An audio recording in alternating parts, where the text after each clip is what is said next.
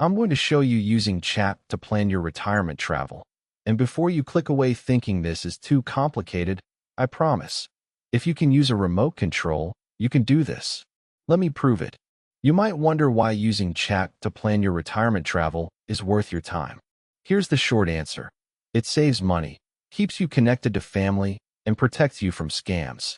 Every year, seniors lose billions to online scams simply because nobody took 5 minutes to show them what to look for. On the flip side, seniors who embrace a few key technologies save an average of $1,500 a year through discounts, comparison shopping, and convenience. Here is using chat to plan your retirement travel, step by step.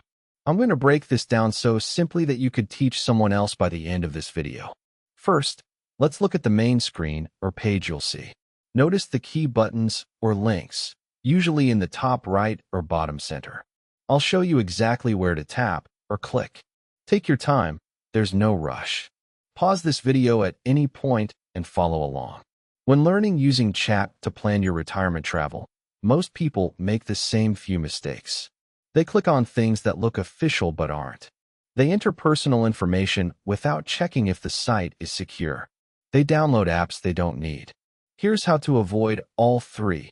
Look for the padlock icon in your browser bar. Never share your password or social security number through a pop-up window, and only download apps from your device's official app store.